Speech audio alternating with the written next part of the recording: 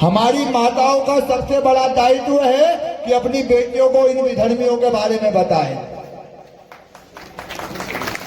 जब एक हिंदू बेटी लव जिहाद में फंसती है ना, तो 10 विधर्मी पैदा होते हैं।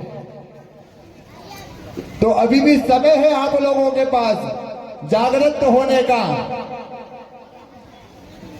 अभी परसों के रोज एक लव जिहाद का मामला हमने पकड़ा टेलीकॉम में। तो ये क्यों है? क्योंकि हमारी बेटियों को हम संस्कार उस प्रकार का नहीं दे रहे। हम ये नहीं कहते कि आप पढ़ाओ लिखाओ मत, अरे हम तो चाहते बेटियां पढ़ लिख करके बड़े पद पर जाए, पर बेटियों को अपने घर के संस्कार भी देना सीखो। बेटियों को रामायण पढ़ना आप सिखाओ, बेटियों को गीता पढ़ना आप सिखाओ, और बेटियों को आप महाभारत सिखाओ। अरे एक बेटी ने महाभारत के अंदर कौरवों का सर्वनाश करवा दिया। एक द्रौपदी का अपमान हुआ था, पूरे कौरवों का सर्वनाश हो गया। एक सीता का अपमान हुआ था, रावण का सर्वनाश हो गया। अरे हमारे भारत की बेटियों में तो वो ताकत है कि अपने गर्भ में राम और कृष्ण को जन्म देने की ताकत रखती है।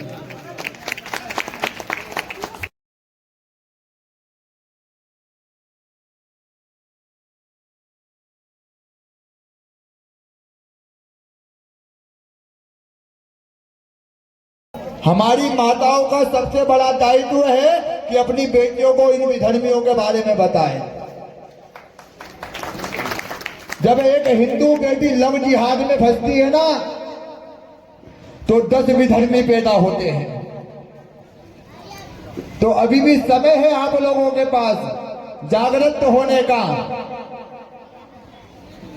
अभी परसों के रोज एक लव जिहाद का मामला हमने पकड़ा टेलीकॉम में। तो ये क्यों है? क्योंकि हमारी बेटियों को हम संस्कार उस प्रकार का नहीं दे रहे। हम ये नहीं कहते कि आप पढ़ाओ लिखाओ मत, अरे हम तो चाहते बेटियां पढ़ लिख करके बड़े पद पर जाए, पर बेटियों को अपने घर के संस्कार भी देना सीखो। बेटियों को रामायण पढ़ना आप सिखाओ, बेटियों को गीता पढ़ना आप सिखाओ, और बेटियों को आप महाभारत सिखाओ। अरे एक बेटी ने महाभारत के अंदर कौरवों का सर्वनाश करवा दिया। एक द्रौपदी का अपमान हुआ था, पूरे कौरवों का सर्वनाश हो गया। एक सीता का अपमान हुआ था, रावण का सर्वनाश हो गया। अरे हमारे भारत की बेटियों में तो वो ताकत है कि अपने गर्भ में राम और कृष्ण को जन्म देने की ताकत रखती है।